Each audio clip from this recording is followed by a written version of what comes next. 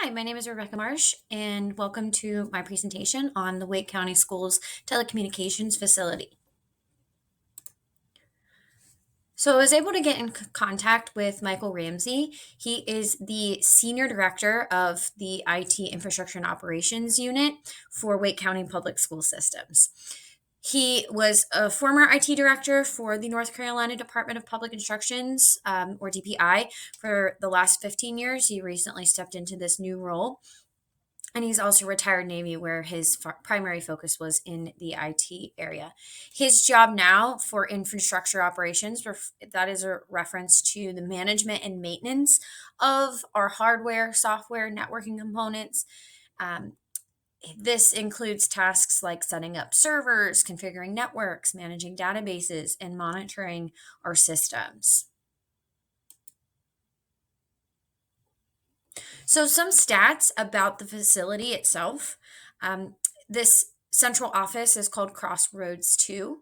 Something interesting about Wake County is that it is the largest school district in North Carolina, and this building itself holds all of our data center equipment.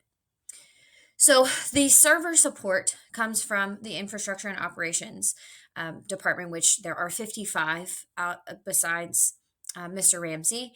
And then out of all the technology service division, there is about 145 staff members. Within the Wake County school system, we are servicing 119 elementary schools, 38 middle schools, and 31 high schools. So as far as the number of users and their devices, we have about 180,000 students who are given Chromebooks. There is about 20,000 staff members who are given Chromebooks. We each get our own that we get to keep upon our employment. Then, in addition, there are 600 servers, and servers are a program or device that provide a service to another computer program, and its users, also known as the client. In a data center, the physical computer that a server program runs on is also frequently referred to as a server. And then within our county, within central office, Wake County Public Schools, there is about 300,000 endpoints. And endpoint that we are looking at, these are physical devices that connect to and exchange information with a computer network. Some examples of endpoints are mobile devices, desktop computers, virtual machines, embedded devices. So as far as our district stats for bandwidth goes, the district has about 80 Gbps, which are gigabytes per second. And this measures specifically the speed at which the data is transmitted. Data is usually measured in bits and is a measure of bandwidth on a digital data transmission. That's like our optical fibers, our network transmission speed. So we have 80, it's distributed via a wide area network connection. And this is the technology that connects the offices and data centers and cloud applications and cloud storage together. It's called a wide area network because it spans beyond like a single building or a large campus, this to include multiple locations spread across certain geographic areas. So in this case, within Wake County.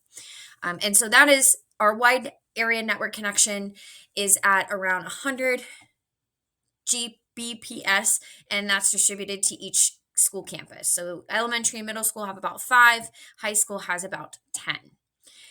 And our speed, that number you see there, 802.11n, that n is an IEEE. So this is the Institute of Electrical and Electronics Engineers.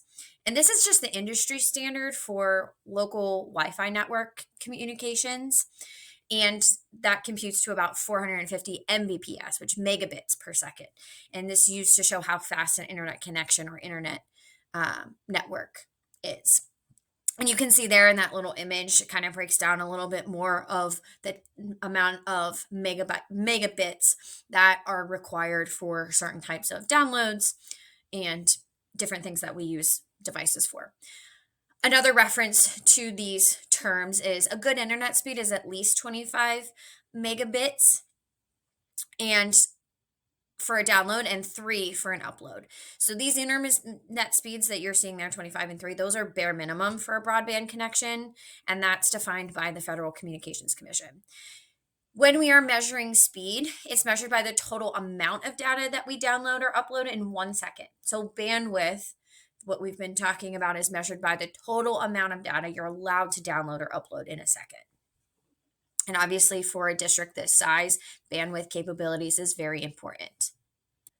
Next, I'm going to talk about access. So in order to enter into central offices, you do have to buzz in, and then you are brought to a security desk. At that security desk, they collect your license. They have a machine that reads your license, takes your picture, and prints out a paper badge for you. Once I was met with Mr. Ramsey, he himself has his own badge. I have my Wake ID badge, but that obviously does not work in that building.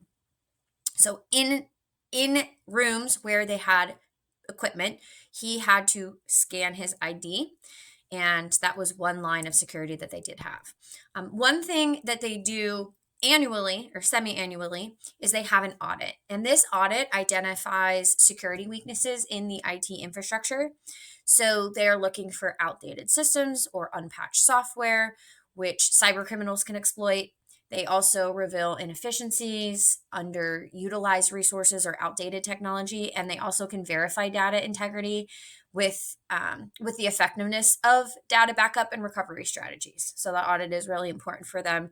It's checking for those weaknesses. Now, as far as the access to the network of the building, they have open public access with bring your own device. And the bring your own device is a policy that does enable employees in an organization to use their personally owned devices for work-related activities, but there oftentimes are policies and restrictions. For example, on my computer, I cannot access certain hotspots. I can't access certain settings. I can't change certain settings. I can't download certain apps, and that is in place to protect our systems. They also have restricted access to connectivity to our Wake County resources. So if I was not on my Wake County device, I would not be able to log into some of the things that I do have access to.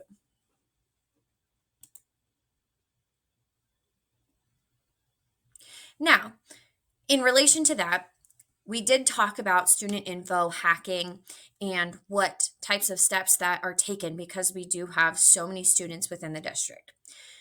They are constantly watching. They are constantly having services that are providing feedback on what is going on behind the scenes. Student information is highly classified. Our main goal is to protect that data. The greatest risk that Ramsey mentioned is somebody clicking on the link. Those links that we get sent out saying, it's an emergency, click here, or your shipment was delayed, click this link to find out. Those types of links where that can catch some people off guard. And that's why we have trainings, but they know it's inevitable that people are going to press the links, in which case they have these multi-factor systems in place. They have these servers, they have these vendors that are looking out for those botnets. So they're watching the traffic that flows through. In the week that I was there, he pulled up a chart, and in that week, there had been over 15,000 malware and drive-by requests that were blocked. And this is something called snubbing out. And there was also over 5,000 phishing requests, something like those links that were not sent by the county, because occasionally the county will send out little phishing emails to see if people are reporting them, if they are avoiding them. They know where where some staff or students may be getting into trouble if they continuously are clicking on these phishing. But in this case, these were non-county related phishings, and there was over 5,000 that they were able to get a hold of and stop. So the command control has the ability to seek out botnets. So for example, that bring your own device. If a computer or device connects to the central office network, they know where the botnets are. The machine may be infected, but the building knows where those bad guys are. And because of their subscriptions that they have with several of their vendors, they are up to date and they block on the fly those botnets. And like I said, they have several nonprofits. They're constantly scanning, they're poking, they're trying to find those weaknesses. And they basically have these tools inside our systems that act like sixth graders trying to hack. And from a and what's unique in delete. What is unique in North Carolina? It's illegal to pay ransomware. So it's illegal for government entities like schools to pay off ransomware. There's a cybersecurity task force in North Carolina at DPI. They are connected to the Department of IT, state DIT. They get notified if a ransomware comes about. The cybersecurity response team gets notified. It engages the FBI. There's a secret service, and anyone else kind of within a 4-hour scope will be involved. It's one of the few states that has that resource. Most of them are actually volunteers. They're just uber IT geeks from all across agencies that are assisting. And one side note, one interesting conversation that we did have mentioned, and with this task force that exists, if a student were to go missing, which it happens every so often, if the student were to go missing and the police are involved, the department with IT is able to open the Chromebook. They have data and telemetries. They can tag it and they'll get an alert when that student logs in. And then they have the tools to geolocate with crazy accuracy, and it sends it over to the police, and then the automatic process of the data is created by the system being remotely collected, and they're able to, and in cases they have been able to locate students with that information.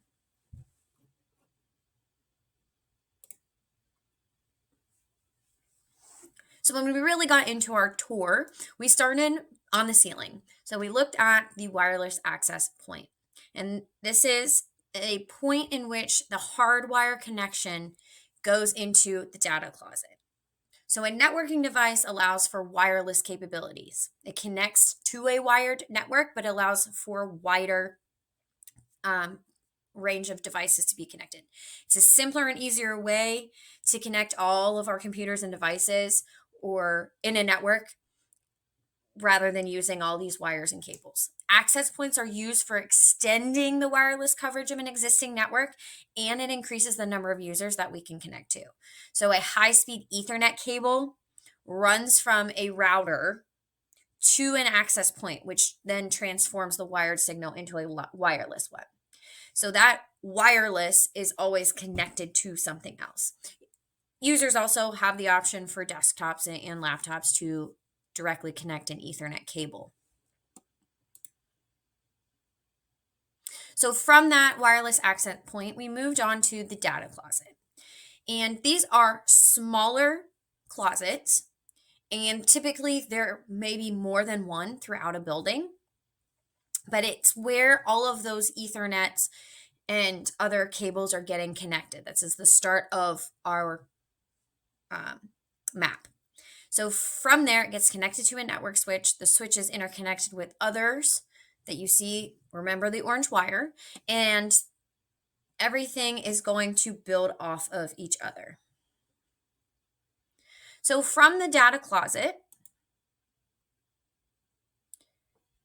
we were able to move to the server room. So this is the hub. This is where all of the big equipment, the really important stuff. It's a much bigger room. There's a lot more going on, and it's very loud.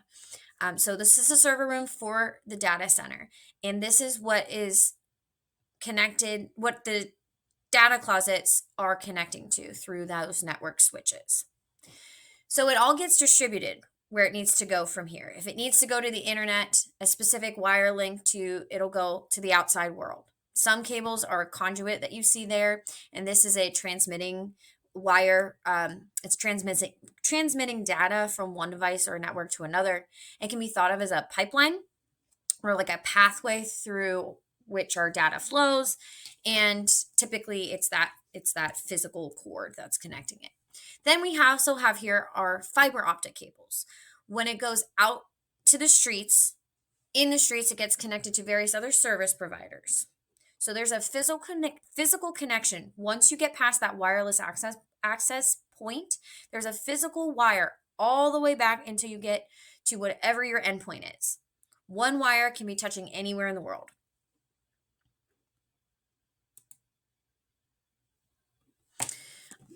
So Mr. Ramsey showed me a close-up of fiber optics, and all of those cables, all of those wires have tiny fiber lines in them. They're small cables, and they are typically made of plastic or glass.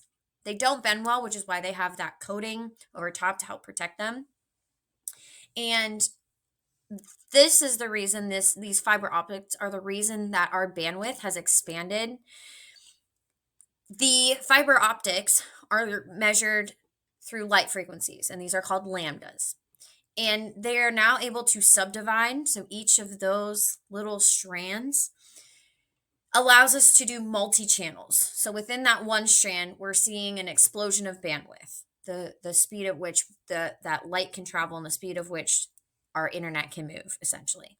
And so what's interesting is because of this, that's the reason why internet costs have come down, but we continue to have stronger bandwidth.